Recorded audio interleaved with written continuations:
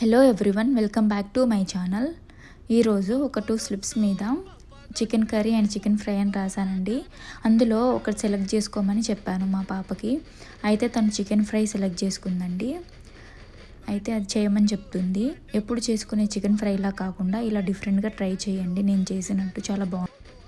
Stove మీద pan పెట్టి అందులో ఒక 1/2 స్పూన్ మిరియాలు, 1 ఇంచు దాల్చిన చెక్క, 2 లవంగాలు, 2 ఇలాచి, గుప్పెడు కరివేపాకు,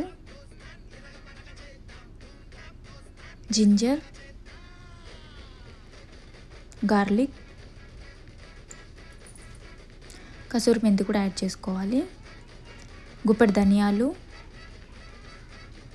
అండ్ 1 టేబుల్ స్పూన్ జీలకర్ర యాడ్ చేసుకోవాలి, 4-5 ఎండుమిర్చి. వీటిని మంచిగా రోస్ట్ చేసుకోవాలండి. రోస్ట్ చేసి పక్కన పెట్టుకోవాలి. మన ప్రాసెస్లోకి వెళ్ళిపోదాం. ఒక 2 మీడియం సైజ్ ఆనియన్స్, 3 చిల్లీస్ని మంచిగా కట్ చేసుకోవాలి. అండ్ మనం ముందుగా రోస్ట్ చేసుకున్న దాన్ని మిక్సీ పట్టుకోవాలండి. స్టవ్ మీద ఒక ప్యాన్ పెట్టి అందులో ఆయిల్ పోసి, ఆయిల్ హీట్ అయ్యాక మనం ముందుగా కట్ చేసుకున్న ఆనియన్ చిల్లీస్ని యాడ్ చేసుకోవాలి. వాటిని మంచిగా కలిపి ఇందులో ఒక 4-5 కరివేపాకు రెబ్బలు యాడ్ చేసుకోవాలండి. ఇది గోల్డెన్ బ్రౌన్ కలర్ వచ్చే వరకు దీని మీద మూత పెట్టేసి పక్కన పెట్టిద్దాం. తర్వాత మనం చికెన్ని మంచిగా ఒక బౌల్లో వేసి అందులో సాల్ట్, కొద్దిగా టర్మరిక్ పౌడర్ యాడ్ చేసి శుభ్రంగా కడుక్కుందామండి. నెక్స్ట్ మనం ఆనియన్స్ ఫ్రై అయ్యాయండి. అందులో 1 tablespoon ginger paste and 1/2 tablespoon turmeric powder కూడా యాడ్ చేసుకోవాలి. మంచిగా మిక్స్ చేసి ఇందులో మనం ముందుగా కడిగి పెట్టుకున్న చికెన్ని యాడ్ చేసుకోవాలండి.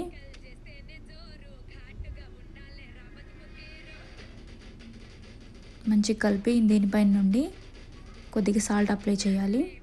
ఎందుకంటే ఆ సాల్ట్ ముక్కల్లో పట్టి బాగా టేస్టీగా ఉంటాయి ముక్కలు. దీని మీద మూత పెట్టేసి ఒక 5 మినిట్స్ కుక్ అవ్వనివ్వాలండి.